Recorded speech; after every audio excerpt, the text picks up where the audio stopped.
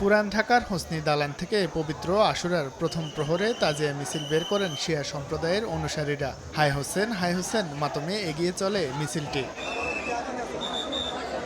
মিছিলের অগ্রভাগে কালো ব্যানার, পরে লাল সবুজের নিশান আর দুলদুল ঘোড়া। মিছিলটি হোসনি দালালের ইমামবাড়া থেকে বের হয়ে চাংখারপুল হয়ে পুরান ঢাকার বিভিন্ন সড়ক প্রদক্ষিণ করে এক স্থানে এসে শেষ হয়। আশুরার এই দিনে কারবালার যুদ্ধে মহানবী হজরত মুহাম্মদ সাল্লাল্লাহু আলাইহি সাল্লামের দৌহিত্র ইমাম হুসাইন শাহাদাত বরণ করেন। মূলত ওই দিনকে স্মরণ করে এই শোকের মিছিলের আয়োজন করা হয়। ইসলামের জন্য, উম্মতের জন্য, আমাদের দিনের জন্য ওনারা কি করে গেছে, এটাই আমাদের বলার।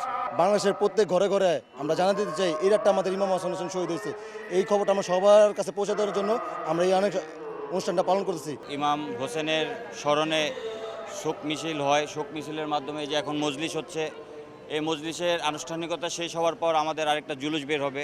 এই দেশের শান্তির জন্য সবাই যাতে সুস্থ থাকে, ভালো থাকে, দেশ শান্তি থাকে। পবিত্র আশুরা উপলক্ষে সকাল 10টায় প্রতি বছরের মতো এবারও সবচেয়ে বড় তাজিয়া মিছিল বের হবে। তাজিয়া মিছিল সহ আশুরা পালনে যে কোনো ধরনের অপ্রীতিকর ঘটনা এড়াতে নিরাপত্তা ব্যবস্থা জোরদার করেছে আইনশৃঙ্খলা রক্ষা বাহিনী। এদিকে পবিত্র আশুরা উপলক্ষে নীলফামারী জেলার সৈয়দপুরের ইমামবাড়াগুলো সাজানো হয় রঙিন সাজে। ইমামবাড়ায় রাতভর ভিড় করেন ভক্তরা। শাহিন আলম, সময় সংবাদ, ঢাকা।